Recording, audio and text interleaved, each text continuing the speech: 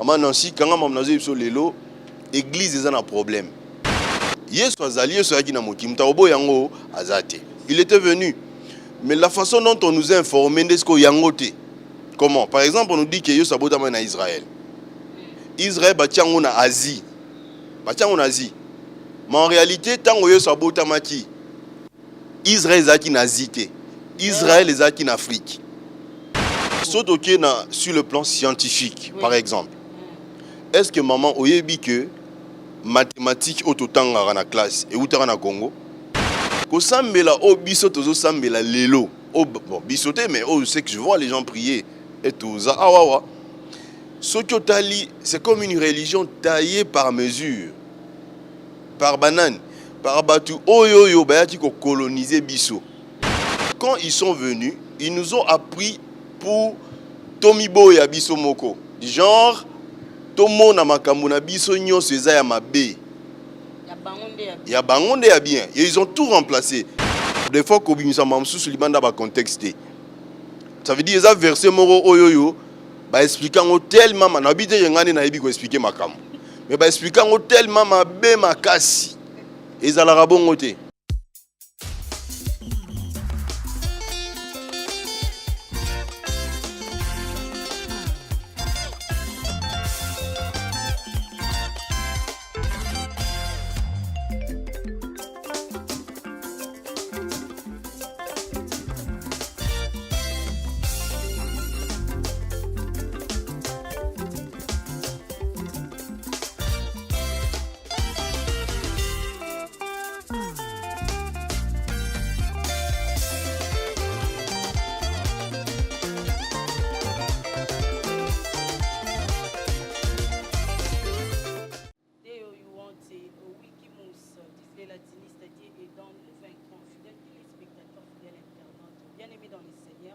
Shalom et bienvenue dans le nouveau numéro de votre magazine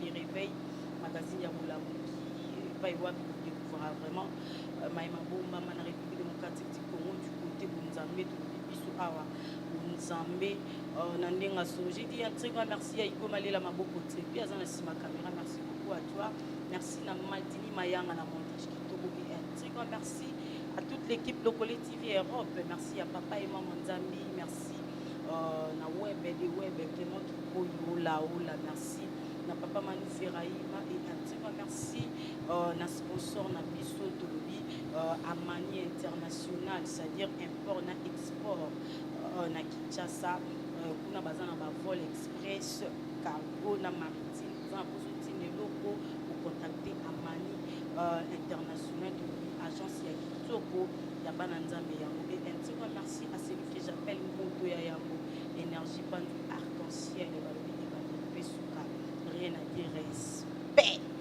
Ola ola tolobi le réveil à mon kola lelo nazana esengo ya koyamba pona bino un homme de Dieu azabongo congolais ya République démocratique du Congo, c'est-à-dire c'est un homme de Dieu très puissant nzamba utilisaka epenza ngona e kusumbiti na makanisi na maimatali makambo etali délivrance tolobi la délivrance de l'aliénation, c'est-à-dire akosumbiti la biso mpena kopete la biso masolo nango na bozindo.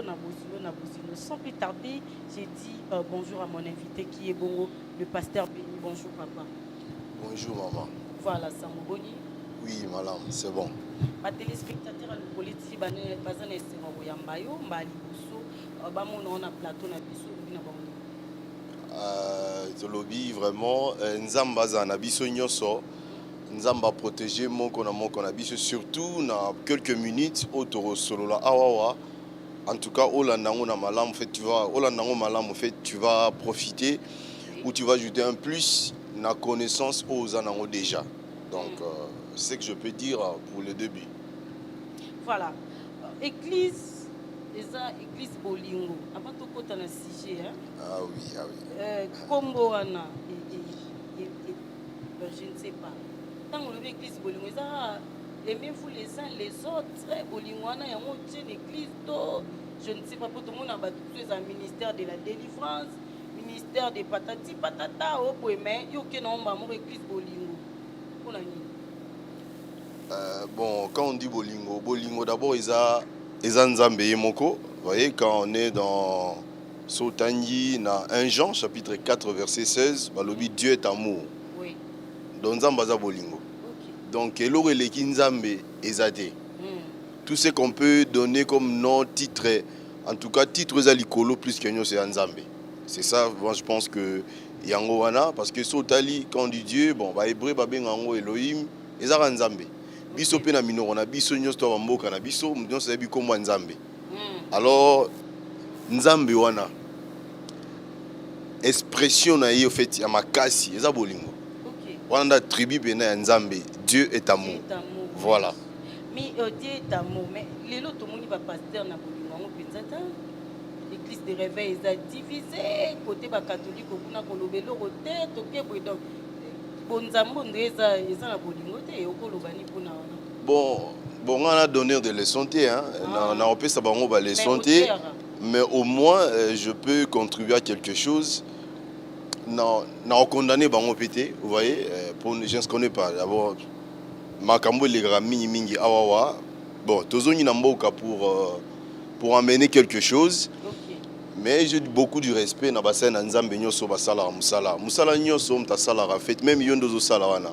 Il faut la respecter yo. Parce que d'abord tu t'es déplacé avant si ma micro oloba oleki na parcours mora mulai hein. Oleki pendant marambe belé que lelo oyoyo au télé muzo sala bémission. Donc il faut la respecter yo et puis respect wana et mona na travers ko respecter musala na yo. Donc na respecter musala na bango bazo sala. L'église nyonso bassin na Nzambe nyonso awa na Congo na lobango avec modestie ou bien une fausse hypocrisie non c'est pas ça mais sauf qu'il mérite comment beaucoup de respect donc ministère Nzamba pesi bango et kende liboso balobi boye balobi fotika bleu na semence malamu et ça la nini et colle ensemble et puis Nzambe moko mukolo elanga aibninga osala musala et puis jugement la mukola suka en fait alors c'est pourquoi j'ai dit n'a zapena donneur de leçons té na memara elo Nzamba atininga na pesa après pourquoi j'ai dit ça parce que tous en mokilien tous les cas il faut couper ça qu'on focalise énergie beaucoup plus sur elo que faut ça là après au tiki ba trace ba semence pour que et tu avances moi je pense que bandeko na biso na monde anglo-saxon ba avancera pour bazala bongo ba se focalisera sur le target l'objectif ce qu'il veut faire bon les restes on a aller à côté à gauche balinga zigzaguer penate sur les gens oui voilà je pense en résumé ce que je peux dire voilà parlons du thème la délivrance de l'aliénation oui, effectivement, lorsque nous parlons de la délivrance de l'aliénation, peut-être bien on est en français, mais biso doit en français. Biso toza africain, congolais, et si photo lo on a biso. Voilà, moi je pense que Zabongo être lobi aliénation eza mutu oyoyo akangami me bakanye na mutu. Ça veut dire bakanye na connaissance na boyebi. Balongoli oya malamu oyo important bazi oyo peut-être ko même na déviation peu importe bakotisi yango pa moto wana donc c'est ça l'aliénation fait c'est arriver à un niveau où oyebi ku tu t'es sozanani et tu es beaucoup plus oui il faut être hybride ça c'est normal mais arriver à un certain moment oyoyo ki bo moto na yo qui tu vois on est tous en mokili oyoyo bas continent, bas pays, tout. Oui. Chacun dans son coin, tous en a ma culture nabiso, tous en a ma histoire nabiso, tous en a ma cam nabiso, et puis chaque peuple a une histoire avec Dieu. Oui. Peuple nyonso, une histoire en Nzambe. Alors nous parlons de l'aliénation. Cette aliénation est venue, malheureusement, cette aliénation est venue, mais est entrée ou est venue par l'Église et dans l'Église. Et oyoyo oza mo panzisa on a reposé aux questions quand même. Mais des fois on se permet de poser des questions lorsqu'on réfléchit. C'est la réflexion. Soki totali na mboka na biso awa. Nde toza biso toza en Afrique. toza na Congo. Alors nde makambo nzambe bandi parce que église makambo église eumeli pe na Afrique. Mais eza na ba mi-tension nango fait eza na ba étape nango oyo eleki. Une étape otoza, il faut to longwa ce qu'on étape oyo église et qu'il y a une étape moussus. Alors narolo baboy. Nzambe aza mundelete s'il faut le dire parce que c'est de là que vient l'aliénation. Pourtant otokota na église na biso mingi. Ce tozo sambela, ce que tuni ba chrétien ebelé. Tant azo sambela azo mona azo kanisa nzambe na prière ya azo mona nzamba mundele. Azo mona nzamba ngazala mundele moko boye, tu voyez? Simplement parce qu'on est passé par des fictions, bah émissions, bah films. Oui. Oyo pour m'ta tourna film Yesu aza vivant il est lo akufate. C'est en anglais. Yé mo kuta réclamera et ça ba longola wa photo na banda kuna ba parce que yé aza nzambe te kuta divorcé sur de 2 fois. Oui. Donc juste pour dire bah les nations wana où des fois on ne pense pas. Bah te belé ozo kanisa te vraiment que so sambeli nzamba oyo kayo. Ou bien ozo mona en fait il y a beaucoup de choses. Alors moi je pense il y a la délivrance, c'est dans deux parties. Partie où il y a Robenga na milimu mabe na nzoto abatu. Sinon les gens sont libérés. Ça c'est une délivrance. Mais otozo lobela awawa eza partie ya rofongola bongo ya mutu. Afin que moi na nzambe nyonso tout na coin na yo fait à se développer facilement. Parce que oui. OK. Pourquoi j'ai dit ça? Parce que ko sambelo tozo sambela lelo poko sambele feza na bambuma nango ko sambela o biso tozo sambela lelo o bon bisoté mais oh c'est que je vois les gens prier et tout ça awawa sokotali c'est comme une religion taillée par mesure par banane par batu oyoyo bayaki ko coloniser biso do ba coloniser biso et puis balakisi biso ndenge photo sambela ça veut dire ils a bien été déjà pour ceux qui ont bien on va coloniser Bissoté et voir tout ce qu'ils ont fait. Maman, oui, histoire, il y a quand on parle le code noir. Oui. Le code noir, ils ont été rédigé par Colbert. Quand on dit Colbert, c'est C-O-L-B-E-R-T. C'est un Français. En 1685, Nakoufati, 83 Nakoufati, mais en 1685, au Balobara, baye ba promulguer makamba komaki mais makambo ni na koma na kati religieuse na kati église na kati makambo ebele na kati mais oyoyo eza en défaveur ya ba peuple mususu te nzamba zala bongo te nzamba linga bato nyonso et puis balamuka ba comprendre pour que ba kende malam. Voilà koyoka koloba elingo loba bokanga mioni za na kati église et uti na ouais. Et on a été là-bas, awawa, et tu vois à travers la colonisation. La colonisation, pour le lot, tout le monde va mater la modernisation, tout le monde modernisation, et le monde peut va bien localiser. Si quoi modernisation continue à mater à terre, continue à limiter, pour quand même on est zakaka. Non maman, on a évité modernisation aux Olobela, on a évité non. Elle a qui s'en a payé na école. Koyo ko les ala bien. Après mission on expliquer ba mater modernisation ya lelo ezali. Na ba délivrance à modernisation ya lelo ezali. OK bon, mais moi je suis beaucoup plus nazo développer beaucoup plus sujet oyoyo. Nous parlons parce que aliénation nazo lobela awawa.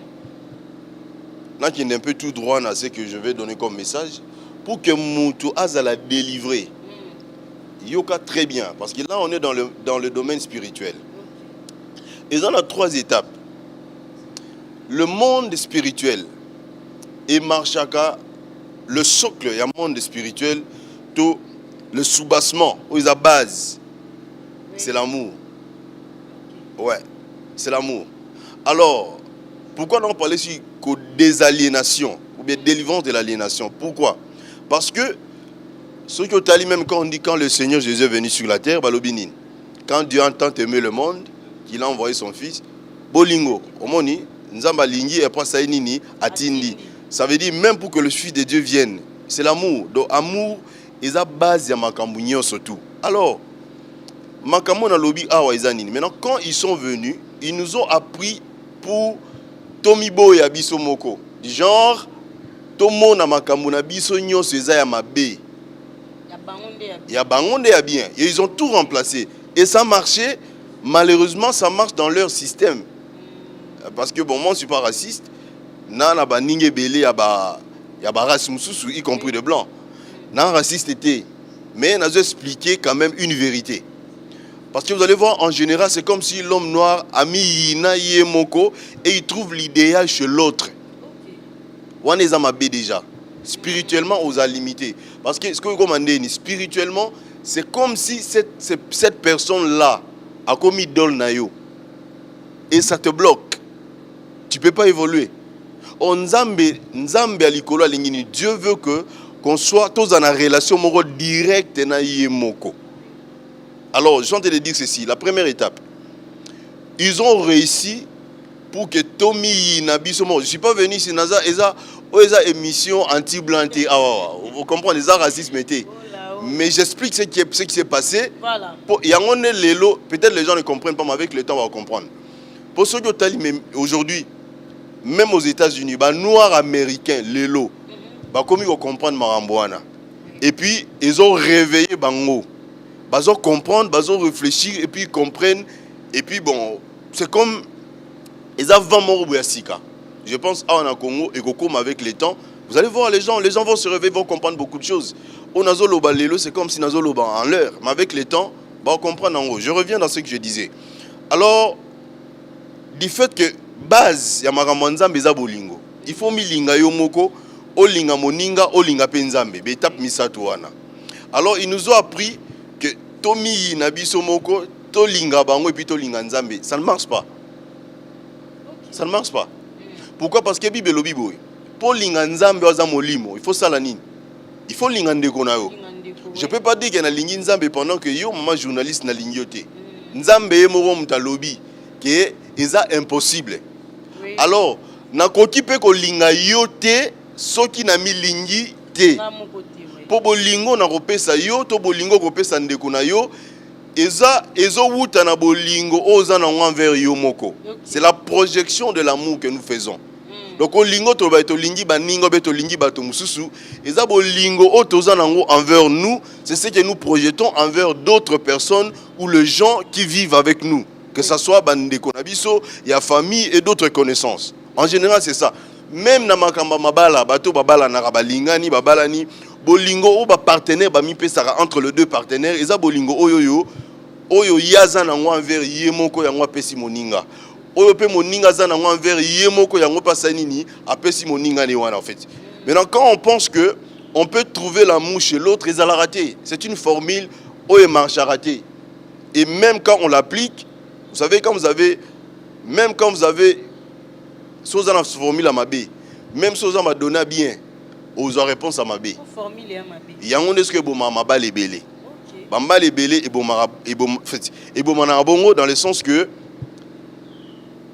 ils prétendent que balingani, je peux mettre ça entre guillemets, baza ensemble. Mais yé ayebi nenga milingaraté, oh on n'a pas yebi nenga milingaraté, ma lingi balingaé. Ça marche pas. Oui. Il faut milinga après bolingo ozanango, opesango pas moninga et puis moninga opeso bolingo selo bolingo a milingaka. Alors effectivement, mais ce que au fait, bon, ils penza bongo mais ngana zolo bilaka na komi na nuana te. Moi je dis soko yebi komi lingate moi ba lingayo ezate. Il faut mi lingana ni yo moko bolingo oza na envers yo. Bolingo na pe ba opesa ngo yo. Fait ya on est ba ozongi là. C'est comme ça. Alors si vous vous aimez vous-même, par exemple comment je peux donner? Obi ba te belé ba sala même ba mauvais choix à ma balle izalani. Parce que yé moko mi lingité. Maintenant quand tu ne t'aimes pas, au ça la choix bien té. Pour au mi yébité parce que mon temps mi lingaraté ça passe pas mi yéba. Au mi yébité. À partir du moment que yo moko au mi yébité, au ça la ba choix o ebongi na yo wana té, o il faut linga wana. Parce qu'à partir bandi ko mi linga yo mo ndesko ko mi yéba yo o za na kati na so za la nani. Vous comprenez? Alors, c'est ça qui fait que bato belé bato mrana ba choix même ya mabala ya mabé. Et puis qu'est-ce qui va arriver? Tellement que à tomber dans la choix mabé comme ani. Ça sera, ils vont passer des problèmes. Parce que des problèmes. Le vrai problème, ils ont quoi? Le vrai problème est que la personne a un vide d'amour envers soi-même. Dans le bandeni. Même j'ai trouvé ici le Wabengi MPSA. Ils ont une unité, ils ont quelque chose, même l'argent. Au monde, peut-être, je ne sais pas si ces gens le savent. Au monde, on a en fait une interface. Interface, au monde, si on a transfert, la première question ou la première suggestion qu'on te fait, c'est quoi? D'abord, ce qui est envers soi, envers Yomoko. Et puis au monde, Motomusu, c'est aux à l'après. Ça veut dire quoi? Ça veut dire c'est ça. Ça veut dire il faut la priorité à Yomoko. C'est ce que je suis en train d'expliquer ici. Alors, bâtir mon ninga ou quelqu'un d'autre en avant planté. Mais bâtir Yomoko, ça veut dire Yomoko est responsable à Makamuna et à Vina Yomoko. Alors tout commence par au milingi. Bolingo wana opesa ngwe pa baninga ne nzamba lobi foto linga bato mususu et puis bolingo wana ndesko olingi moninga pe bato mususu ndo opesa ngwe pa na nzambe. Alors dans ce cas, lorsque tu vas prier, nzamba oyoka prière na yo, pe nzamba oyano lao. Pourquoi? Parce que nzamba to su ba mi yinara mi yiniye moko mi lingité. Parce que nzamba za bolingo ya répondre yo ndeye nini. Pendant que yo moko o mi lingité. Vous comprenez? Donc Nzambe pas à la rabongo. Milane tibiso bato. Bolingo za na deux flèches. Mais bolingo to pesa rabato za na deux flèches. Mais bolingo to mi pesa rabiso mo za na deux flèches. Comment? Somme ta lingi o sala nini. O linga ya en retour. C'est comme ça. Atakutu nzambe mo balobi boy. Babi Dieu aime ceux qui l'aiment. Donc nzamba linga bato ba lingi. Eza bongo. Ça veut dire flèche de retour. Ezali. Alors notre problème c'est quoi? Émetteur na bisseur obimisa bolingo ou na robenga émetteur d'amour ou bien na robenga ngo point initial ou bien repère place otozo bimisa poto tinda bolingo tozo tinda ngo ezokende mais place il faut ezonga te. Pourquoi? Parce que on ne s'aime pas. Pourquoi? Parce que dès le début on nous apprend à aimer les autres et non à nous aimer nous-mêmes. Et puis balobi bien que yango des évangiles alors c'est normal. On ne peut pas... Bon, les gens qui ont fait ça, parce qu'ils avaient l'envie de contrôler tout le monde et le monde entier. Oui. Et puis de contrôler les gens. Et c'est normal. Alors, il faut église. Pour comprendre. Parce que... Peut-être ça... D'abord, il faut pas pasteur comprendre. C'est comme ça, non? Espérons qu'ils vont comprendre. Bah, comprendre avec le temps. Et tout ce qui arrive et qui je pense et je crois fermement que c'est ça notre prière aussi, que Nzambe va comprendre et puis Nzambe atale la bango tellement qu'ils ont déjà de l'influence. Ceux qui Nzambe li bango, en tout cas l'église est rechangée. Je vous dis vrai, maman Nancy, quand maman Nazé sur l'élo, l'église est un problème. Ouais, l'église est un problème. Pour comprendre en gros, il faut maintenant donc spirituellement, au colis spirituellement, faut moi mais tu vas comprendre. Et il y a beaucoup de choses qu'on doit changer à l'église. Pour bon mot, il y a bateau bazan église échangé.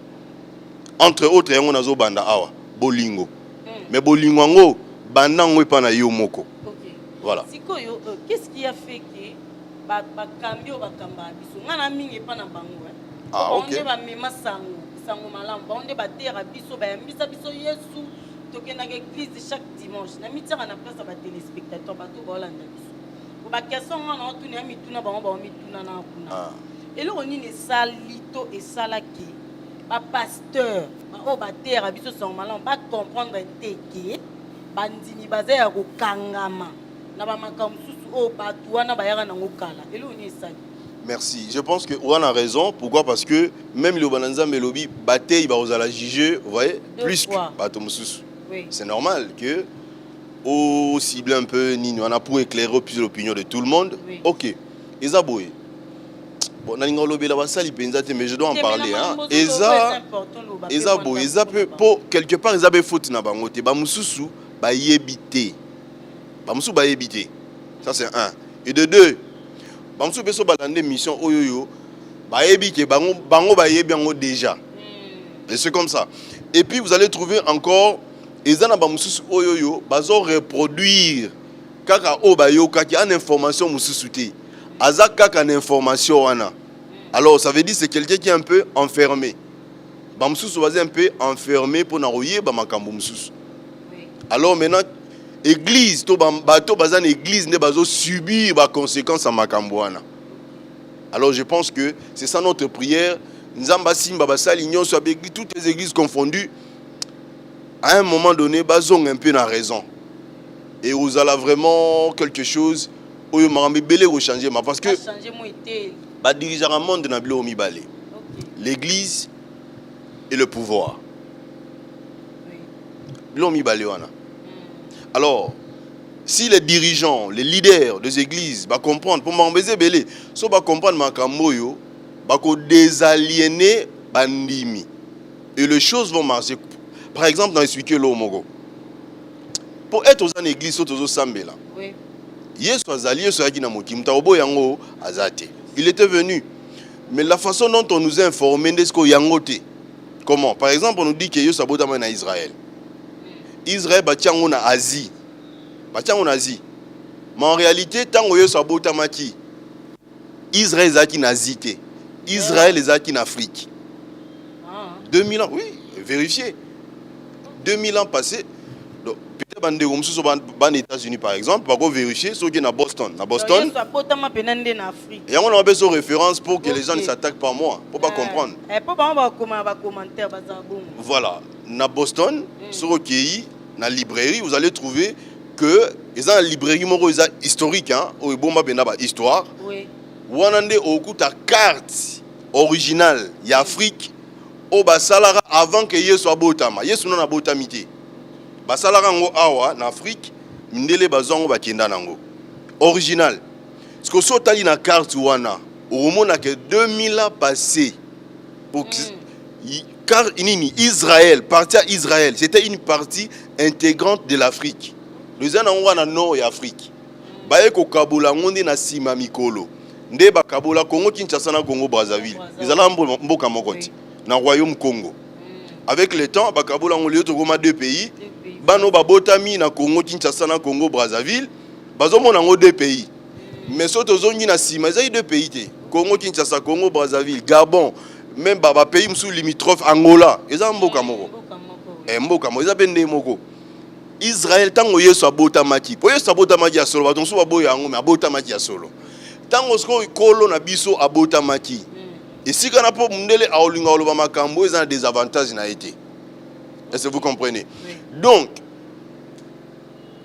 Israël oyo, Israël qui est juste une province na partie en nord et Afrique. Bon peut-être batebele batera mais baye bien ngote. Ye erazu vol à na Israël. Azomona kakiwa. Ake na Asie. OK, ils en Asie normalement, Israël qui en Afrique. Alors il faut qu'on retrace histoire. So pour so mutaibio histoire. Aïbio nyonso, aïbio culture, aïbio nyonso oyayo. Est-ce que vous comprenez un peu? On a répondu à la question nayo que peut-être ba sali ba prédicateur to ba pasteur to ba tei mususu ba yebi mususu peut-être ba yebi pété. Oui. Et ceux qui ba yebi té alors so muto yebi té eza faute à mutu té eza faute na yo moko. Parce que ba loba boy. Mutu moko loba, je crois Bill Gates muta loba ngo que so botami pauvre eza faute na oté mais eza faute ya nini? Ils ont fait une autre pour yo obotami no kaka so obotami na famille pauvre mais so rotika inde pauvre na mokili wana komi faute na yo parce que so obotami bon ngasko nazo loba ngo boye soki ozaki na boye bité tango obotami et ya faute non te parce que ozaki bébé mais tango koli ovandi na mokili oyo et puis okoli oyebité za sous faute à mutu te komi faute na yo voilà yango wana ezala so même okina tribunal.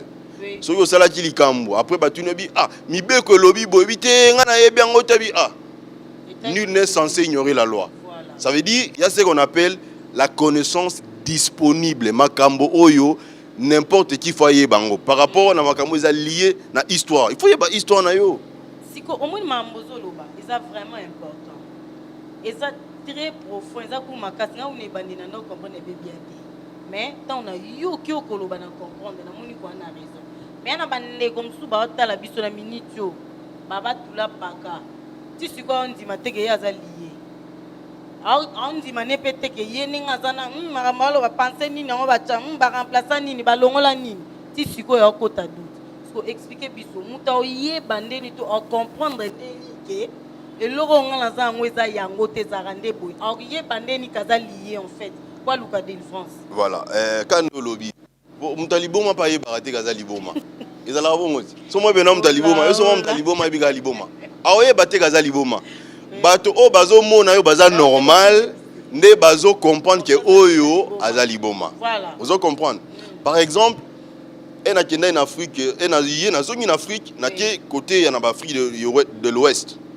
na banda ko enseigner makambo yo parce que loko bato ba lobby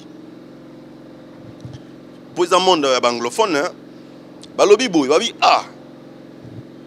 bon on lo bango te po e bimondi aux gens se jeter ba fleurs mais c'est la vérité ba lobby boy ba terre abiso mateya mais vous nous expliquez le pourquoi de ces choses là vous expliquez biso ba raison na ngobi ba source à makambo et puis en même temps ozo répondre na ba question et belé au biso toza komituna lelo d'ailleurs il y a un pasteur là où on appelle sa charge ou en charge l'église na biso mususu lelo azana à Dallas hier on a comprendre de té yeso kisko sona dans expliquer makambo yo avant disco azotala on dirait mais makambo yo jusqu'à ce que mukolo moko ye moko avanda réfléchir pour mutako pe so conviction ko lega yo moko azate azate je peux parler du matin jusqu'au soir même si on a bimisi ba connaissance nous sommes mokili tant que muta comme na niveau à comprendre ils passe pas comprendre donc soit ça convaincu té nde aeko comprendre c'est un homme de Dieu peut-être muko mususu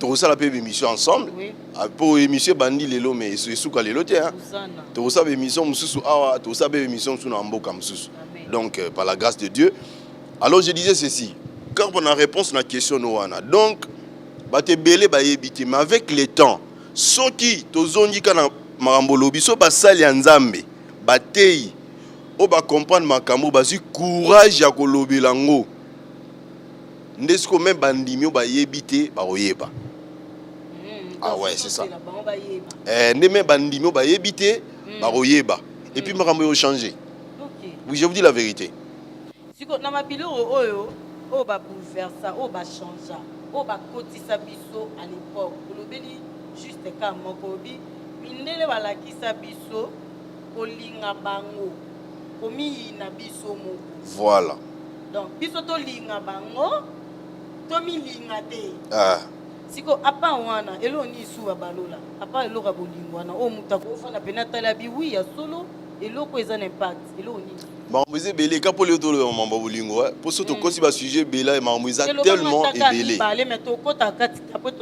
OK saute OK na sur le plan scientifique par exemple est-ce que maman oyebi que mathématiques autotanga na classe et utara na Congo ba sala on a o ba benga la Albert mais la Albert té mais o ga la mo benga la Albert mathématiques et banda awa par des opérations et addition multiplication, soustraction, addition, division. Mathématiques et bandara bongo. Na ba poisson tout ça. Ezate yengam na lo bango. Soji l'Institut Royal na Belgique. L'Institut Royal bazana ba preuve wana ezali. D'ailleurs, il y a même des interviews sur CNN. Mindele nyonso ba yebi anka biso neto ebité. Ba lobela on na ba CNN na ba chaîne ya minene. Ka biso neto ebité. Ça veut dire même sur le plan scientifique même physique. La physique a commencé ici. L'astrophysique.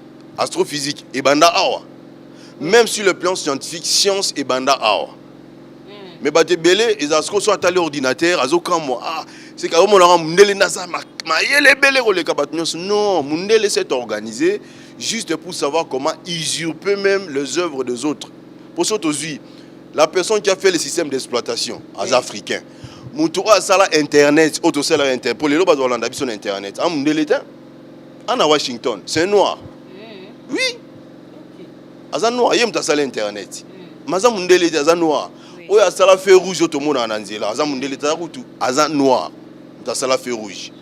Ça veut dire makambo ebele salema ya on a lobi pour les autres la domaine mususu hein. Sinon on peut pas entrer dans suivre mille chemins à la fois. Voilà. Oui. Alors tout ça pour Afrique et comme makasi il faut tozonga na nzela ya malamu. Et puis bandi na science la science té et bandi na nous to milinga na nous biso moko. Pour moi so milingi olinga te basaka na yo bongo to bongo te. C'est comme ça.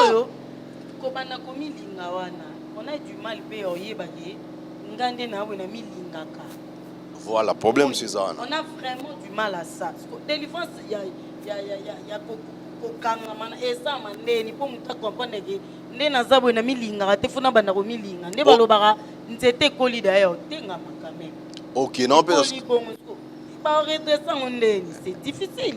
Et ils allaient pas jeûner prière. Jeûner prière oui après. Jeûner prière oui après, ils en ont mutunanu. Oh babengi même la anglophone le bango be transformed by the renewing of your mind. Ça veut dire quoi? Soyez transformés par le renouvellement de votre intelligence. Et bandana nouana. Parce que pourquoi on a le bibongo? Pour bazoloba, même quand nous parlons en langue, il y aura des bazoloba. Bami Paul alobi, bon la personne qu'on appelle Paul, la Bible, alobi boy. Abi même ceux qui azoloba en langue, mais intelligence naie ezali. Ça veut dire en d'autres termes azobanda, ça veut dire azola biso que maïe les aliboso à prière. Si vous comprenez. Ça dit même lorsque nous prions, mais il faut tous paix maïe les déjà. C'est important. Voilà ce qu'on a dit l'école à foi, bakisa boyebi. Ah voilà, effectivement. Mais boyebi wana normalement, ouais, ça c'est une façon de dire. Mais ceux qui ont talent bien, il y a un lobby délivrance, il y a pas démon pe. Non, quand je dis démon, c'est le sens que le corps de l'homme, non, il y a le corps, l'âme, le corps, âme et esprit. Oui. Ça veut dire tant au bongo mutu, ils ont délivré, il faut pas une autre là délivrer. Oui. Il faut pas élimo, ils ont délivré. Et on a des moments même de ton église, on est beaucoup plus dans le système oyoyo. Toujours fongolano bato mayele, pourtant on est bandé mayele et fongwam. L'église, par exemple, bah la qui ça église en Afrique. Ça dit, ils ont créé la mentalité de pauvreté à l'église. Malheureusement, bateau ba ko corriger loko en parlant de la prospérité, ba ko corriger ngo mais babosane loko est plus important. Ba corriger ngo na koloba. Na koloba que non, aux amants na nzambe oui, ça c'est l'encouragement, ils a bien, mais ils a nyon sauté. Parce que babosane est plus important. Il faut église et comprendre valeur ya musala, le travail. Yango moni etoyene poto fongo l'église awa en Afrique. Neti awa na mboko awa to bandi nani to bandi na musala. OK. Par exemple place où toza awa ezala eboité. Mais on a fait ça et c'est comme ça que nous marchons. Oui. To ligne église ka ya mateya te. Tozo te ya mateya et en même temps si vous voyez là tout autour tout ça supermarché. Je pense que mange ba tozo mona o ils ont défilé awa ils a bimange ya ba œuvre ya ba salle il y a des gens qui viennent même prier ici. L'église msuba au sambela awa l'église est belé au sambela awa. Ceux qui osent en tout cas l'église est belé, moi je peux dire l'église la plupart ba au sambela awa. Donc c'est que aux appels contre ba pasteur ba héberger ba bandimi na ba permanence fandaka wana banda tongo tipo pare mana ya ba santa. Ti maman. Non, dit aux la contre bango té. Pour nous aux la contre mututé. Peut-être na contre et ça les liwana. Système wana. Mais nous aux la contre mututé pour est-ce que komara et comme bitumba. Wana un système a bien été. Yango moni nous on commence d'abord par le travail. Surtout tout autour là, tout font la supermarché. Et le projet c'est quoi? Dans 24 communes à Kinshasa, tous dans la supermarché moko partout. Mais c'est l'église. Pour bon, peut-être parce que moi j'ai beaucoup prêché dans le monde, dans le pays anglophone. Anglophone, ce sont des gens qui basent sur action. Mais il y a malobate. Maloba, ça veut dire action, il faut précéder maloba. Voilà. Et puis Moussale Zaliboso maloba na sima. Voilà. Parce que bis ezalaka maloba liboso, Moussala na sima. Et puis parfois ça les maté. wana moi des fois muke et pas na biso bon toi ba francophone te bo biso toi mindele te et toi vous avez pays francophone te mais une façon de parler. Ah oui, donc oui na makambe belo lo bia robongisa na église mususu pe yango wana. Oui. Ça veut dire et tozo ban église to ban pe ba action musala pour même bible banda na musala ti. Avant église nzamba banda na musala. Bible bandi na musala. Tozo banda pe na musala. Et puis côté ya pe balayon tozo na ba conférence mo tout ça to benga business conference bon en anglais. Les conférences ça ba homme d'affaires. Au tout ça chaque année. Dans la conférence, on a tout lobé la kasiko. Pourquoi? Parce que tous on a mokili. Nzamba tindi biso na mokili. La première promesse, toi la promesse mi balé. Promesse à mokili, na promesse à lola. Okay. Alors, sous ton église a promesse à mokili pour total ami promesse à lola. Non, ils en est tindi moi nous na classe. So tindi moi na classe. Oya zo kanisa mingi ndako maman, papa et puis azuite. Est-ce que vous savez là? Mais so tindi na classe place au tindi wana. Il faut la concentrer à Zouakouna. Ba cadeau ya kozona ndako eko dépendre na résultat wa zona classe ezala bongo yamba par exemple suba isabana soko zuité na osele le roté mais soko zui na osele boye na opeso cadeau tout ça c'est la même chose avec Dieu pour nzamba za neti muntu nzamba tina biso na mokili lola eza place to kozonga mboka na biso awa nous sommes en mission ça veut dire nzaya omoni mingi même chez nous bon moi des fois peut-être les gens demandent oh ça pasteur je me qualifie pas comme un pasteur. Comme ni encore comme un prophète, ni encore comme un docteur, ni encore comme un apôtre. Et on est abattu. Et on a abattu. Et on a abattu Ephésiens 4, 11. Il a fait des uns comme évangéliste, pasteur, docteur, apôtre, tout ça. Pour on est abattu titre. Et nous sommes d'abord, nous sommes des esprits en mission sur la terre. Oui. Na mambo ti koloba aya musala c'est fait bande ko ba landa biso batu yo pasteur ondeni na ndo ba mbongo c'est important ndeni na ndo ba boy oh bible lobi chercher premièrement le royaume des cieux siko na verset anu lobani na mambo zo loba bona nenga mabete. OK on répondre aux questions na deux volets. Oui. Volet liboso na répondre babi chercher premièrement le royaume des cieux. Et puis nyonso et rosa on a si toke na on a volé wana. OK siko yozo landanga oyambi des gens kolo lokola mokonzi pe mobiki sia bon moina yo okoti des gens na bokonzi na nzambe okomi na royaume pour ce ko yambi déjà c'est ko koti na royaume est-ce que ko luke loko sozo yango déjà moi na nzamba ko luka royaume ici soutien. Pour hasard déjà na kata royaume il faut fonctionner yaneti na komi na Congo est-ce na lukana yesu na Congo na komi na Congo ti soki okoti na royaume nzambo lukango sundeni so komi na kati siko nde fo luka oyo nkolo yesu abaji moko ba mystère ya royaume oyo eza na kati wana tout tango komi na kati luka nesko découvrir le mystère du royaume mais ça dit o luka lisusu bokonji wana lisusu wana c'était d'abord yesu alobaki yango quand et puis à quelle circonstance phrase wana ozoloba wana ou bien verset wana alobaki yango azoloba na public balobaki yango na bayekoli te parce que ayebaki le bayekoli wana bango bazalaki déjà na kati ya bokonzi na nzambe. Donc alobaki yango na batu oyoyo babanda koya koyoka mateya na ye. Donc des fois kobimisa mamsusu libanda ba contexte. Ça veut dire ça verset moko oyoyo ba expliquer ngo tellement manabi te ngani na yebi ko expliquer makambo. Mais ba expliquer ngo tellement mabe makasi. Ezala bongo te. OK. To koma suka. Bandeko balandi biso ba o ba comprendre mai olobi. Ba aye mo afana talabia papa za raison makambo olobi za su basani. Ce que je peux dire de lo waliboso ba se confier na Nzambe ba bondela. OK. Pour na oyebi so te yara na église na biso. So na bandi bongo ba msko propagande. Ce que je peux dire à se confier na ne pas na Nzambe. Nzambe po ebelepe ba se confier pa na Nzambe Nzamba loba na bango mais ba yoka te bobe ba boya royoka. Mamu na zo loba Nzamba loba a révéler pe ba tebele. Yango mo na même les États-Unis ba non américain ba développer concept où ils parlent beaucoup plus des most high God. Oui. Les dieux très hauts. Les dieux très hauts. Pourquoi pour pas dévier, il mange oyo mundela memaki, azu yesu apese il mange à mundele. Parce que bamba lingelo gwanate. Et bazan a raison. Pourquoi? Parce que babi on peut pas accepter pour les alaki bebongote. Est-ce que vous comprenez? Oui. Voilà, parce que cette histoire là de na côté wana sotali concept na bango va développer the most high God. C'est-à-dire bamba otala nzambe.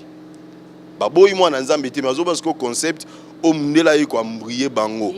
Mais ba yebi ke Yesu azalaki parce que sotali même Yesu. Pour em subat batanga bi batanga bien te. Em subat babi mutonga te ipi asi ça pèse dans verset biblique mon côté. Bon côté ozo bizarre pèse verset biblique te. Soki otali na révélation bien Apocalypse 1:15. Bazo pèse parce que à l'époque lorsque Christ azaki na mokili couleur nezali ndeni. Soki otangi verset wana au moins na anglais on dit bronze.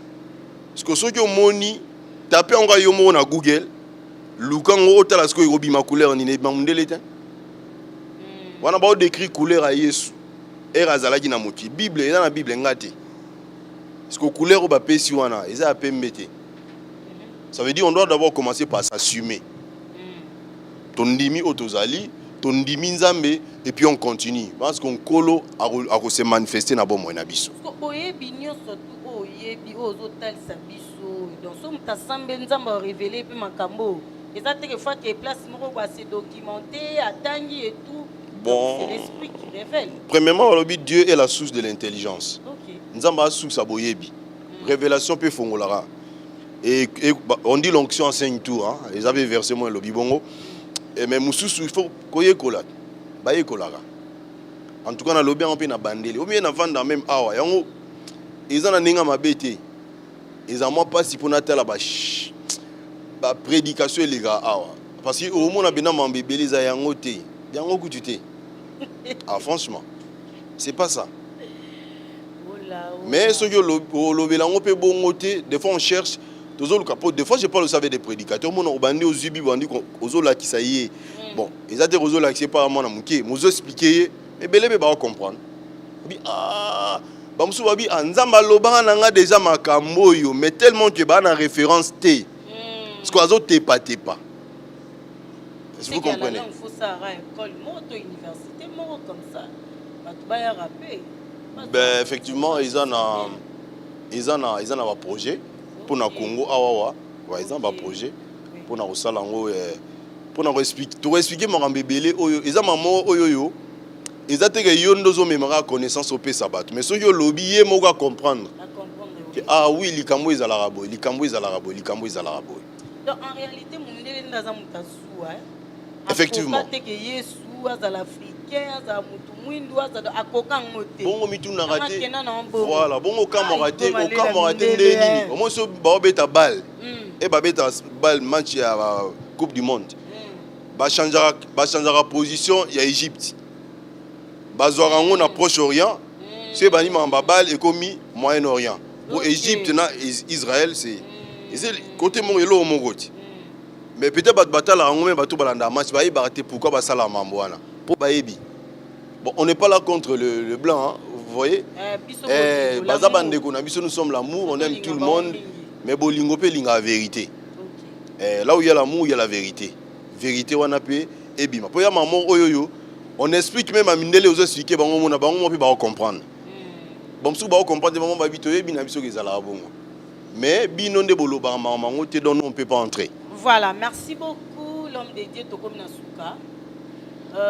Nalingi question oyo eza question asuka va to clôturer ndenge olobeli biso sur bolingo epime bolingo moto amilinga ye moko abanda na okomilinga ye tu naye nayeba moto azangi bolingo oyo amilingaka te alingaka mpe moninga na ye te to moto amilingaka alingaka moninga na ye te nzambe akoka libonde nde nzambe aza nzambe ya mawa nzambe ya neti parent bana nyonso na ndako même oyo amiyebi te omona parent mosusu alandaka mwana mpenza na oyo baza na CNPP mwana aza kuna bazolanda ye po aza parent nzambe mpe azalaka bongo mais mwana wana soki aza bloqué ye moko ça veut dire problème eza kota nzambe te problème eza nde kota bato Ne batou, ba se réveiller, ba la mouka.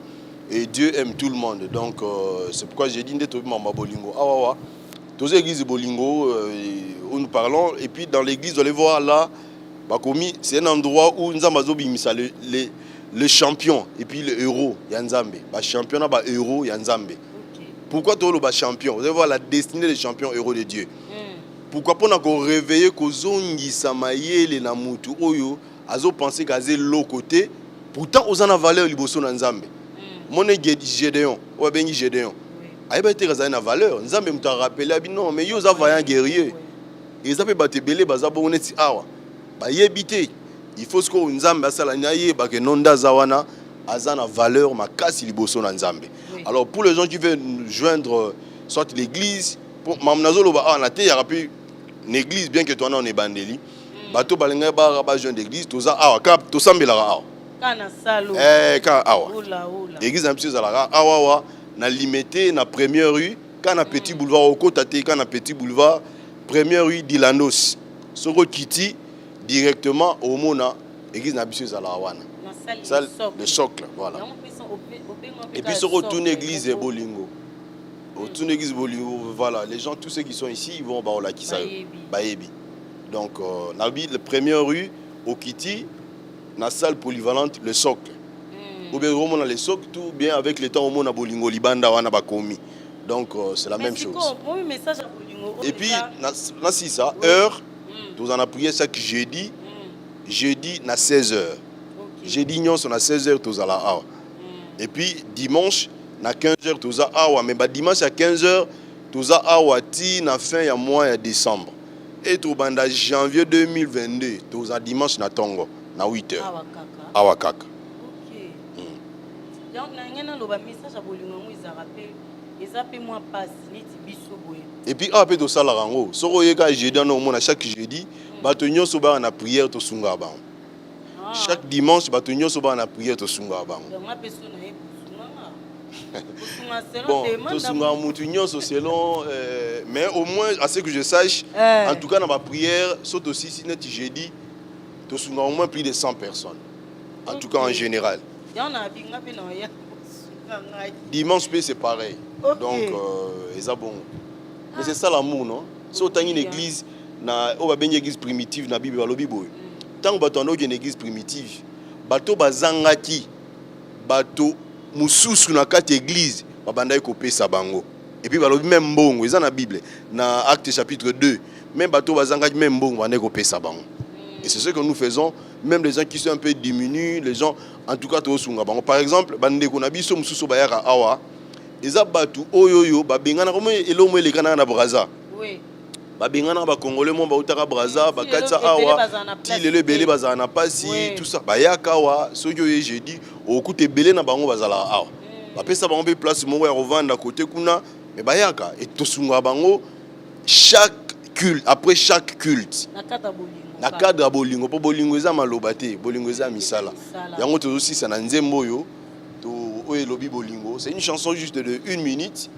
ouais mais siko du côté bolingo et après pas si biso mutasali o mabolinge kaka eza pasi penza bata mondala na poto sisa po monde to sabo yana mutu asala mape mo jiranga pe na yeti liwa ah maman sko biso to ina ba pasteur wa to lo ba prochainement to ouais c'est mieux parce que vous ont posé question oyo et opposé on a moi dia mambe belé fona lo ba na kati wana yo biso te belé pour ça sujet moins important pour ba te belé ba na kawana pour na ba pasteur to ina ba pasteur mais explication na ngo ezali ya ko expliquer qu'est-ce qu'il faut faire ezali peut-être surtout ça l'émission mususu europona soit au côté wana ou bien au côté mususu a question tiki et to banana question ou après to koti maka voilà je pense que ça sera mieux voilà merci beaucoup to comme na suka mais au bandeli rappel ya makamba paka juma oui il y en a paka juma to rozala wana nini jour nini heure nini to rozala wana le 9 décembre un dimanche le 9 décembre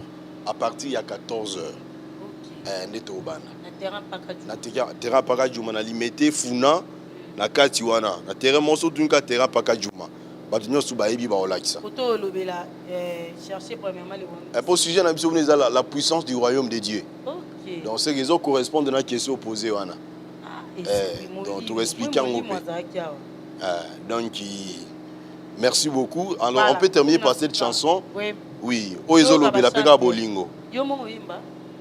Bon, ngana komaka banzembo na yembaka te. Pasteur. Na komama nzembo na pesa rabato. Ya oyemba. Uzana makabu ebele ya Oui, komaka mais- apotre. Ko yo mtona koyemba mate ya bo enseignement sano ka apotre. Te wana isa une importante, s'il faut le dire. OK. Oui. Voilà, merci beaucoup Tora Nzembo.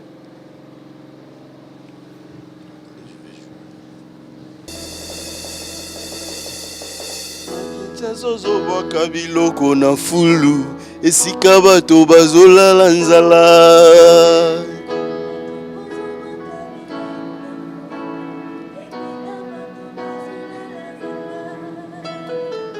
Tolinga bato bakelela baza bandeko na biso, tosunga bato bakelela na bolingo ya solo. Lingo ya solo esalisaka.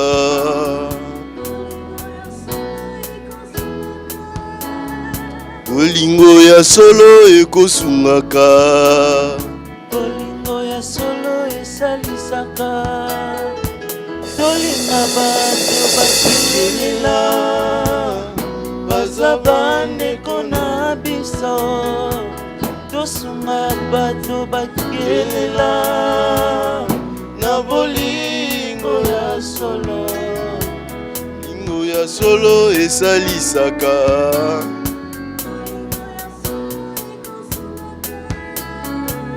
Lingo ya solo ekosungaka.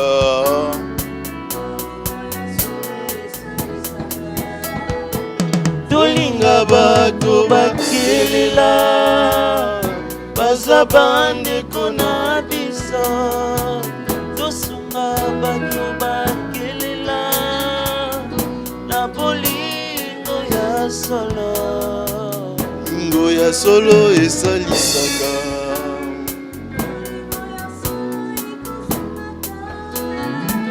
Lingo ya solo ekosungaka. Bolingo ya solo esalisaka.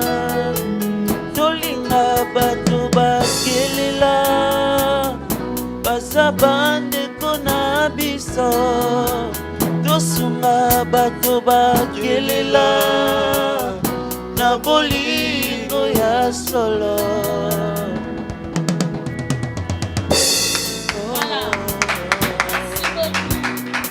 Merci beaucoup Bolingo. C'est-à-dire tolinga bandeko na biso, tosunga bandeko. Tolinga na nzola iko malela maboko tsepe. Tolinga na aimons-nous les uns les autres. Comme dit la Bible, et vous allez très morte. Voilà, tokomi na suka. Merci na bio notre kozaki connecté. Pasteur avant to kabwana. Bilo babo kabwani. Numéro de contact pour na bandeko bana ba contacter même après.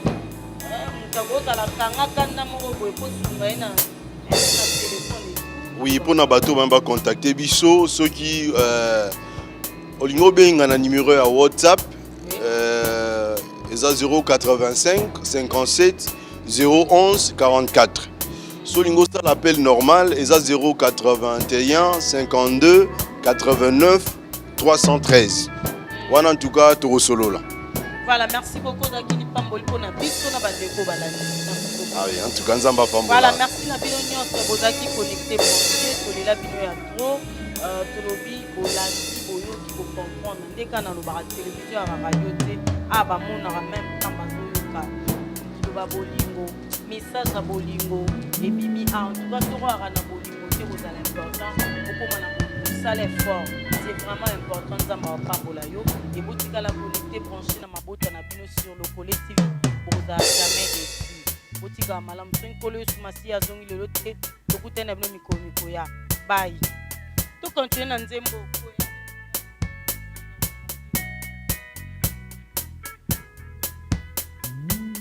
Tolinga bato bakelela baza bandeko na biso, tosunga bato bakelela na bolingo ya solo. Bolingo ya solo ekosungaka,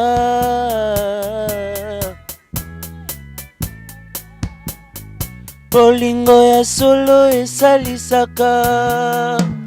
Tolinga bato bakelela, baza bandeko na biso. Tosunga bato bakelela, na bolingo ya solo.